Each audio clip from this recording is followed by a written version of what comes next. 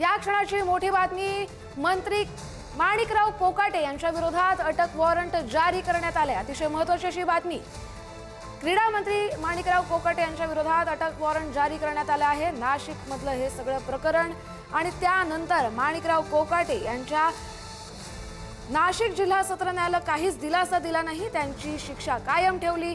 त्यानंतर आज त्यांच्या विरोधात अटक वॉरंट जारी करण्यात आले। अतिशय महत्त्वाची आणि मोठी अशी बातमी, माणिकराव कोकाटे सध्या शासकीय रुग्णालयात आहेत आणि त्यांच्या वकिलांनी कोर्टात ही माहिती दिली आहे। मात्र कोर्टानं आता काय निर्णय देतं कोर्ट याकडे देखील लक्ष असेल।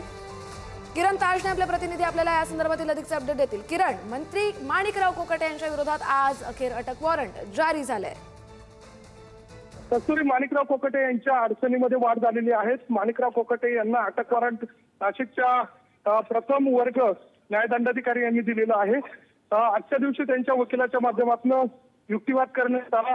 मनोज पिंगळे हे त्यांचे वकील होते। त्यांनी या सगळ्या संदर्भामध्ये माणिकराव कोकाटे हे शासकीय रुग्णालयात ऍडमिट आहे अशा स्वरूपाची माहिती जे प्रत्यक्षात याचिकाकर्ते होत्या अंजली राठोड यांचे जे वकील होते आशुतोष राठोड यांनी त्यावेळेला त्या ठिकाणी त्यावर हरकत घेत माणिकराव कोकाटे हे अजित पवार यांच्या सोबत चर्चा करत आहे, बैठक सुरू आहे अशा स्वरूपाची माहिती नाही, अशा स्वरूपाचा दावा केला। कोर्टाने दोन्ही बाजू समजून घेतल्या आणि अखेर माणिकराव कोकाटे यांना अटक वॉरंट जारी केलेलं आहे।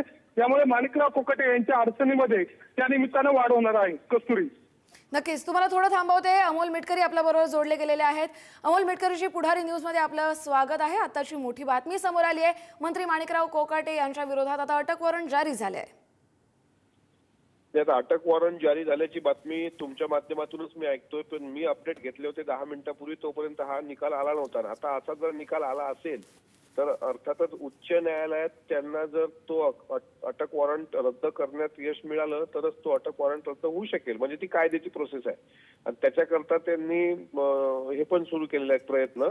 शेवटी उच्च न्यायालयात काय होईल सुनावणी यावर हे राहील, डिपेंड राहील। आता सध्या तर मी सांगू शकत नाही, पण अटक वॉरंट जर त्यांचा जारी झाला, ही बातमी आपण चॅनलने देत आहे, असं जर असेल तर त्यात पुढची आता कायदेशीर काय प्रक्रिया करतील ते त्यांना माहित, त्याबद्दल मी सांगू शकत नाही। पण अमोलजी, त्यांना जर आता अटक वॉरंट जारी झाले त्यामुळे अटक झाली तर नैतिक जबाबदारी म्हणून राजीनामा अपेक्षित आहे का?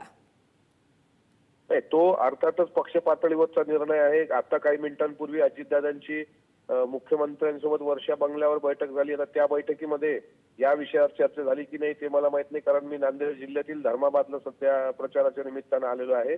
पण याच्यात जर असं काही सिद्ध झालं तर नंतर पक्ष पातळीवर निर्णय घेऊन पक्ष जो निर्णय देईल ते माणिकराव कोकाटे साहेब ते फॉलो करतील। नक्कीच, पण आता थोड्या वेळापूर्वी फडणवीसांनी असा थेट अजित पवारांना सवाल केला होता की माणिकराव कोकाटेंचं मंत्रीपद आता कोणाला द्यायचं? नाही, असा सवाल त्यांनी केला याचा पुरावा काय? हे फक्त सूत्रांची माहिती आहे, याची वस्तुनिष्ठ माहिती अजून कोणासमोर आलेली नाही। नक्कीच।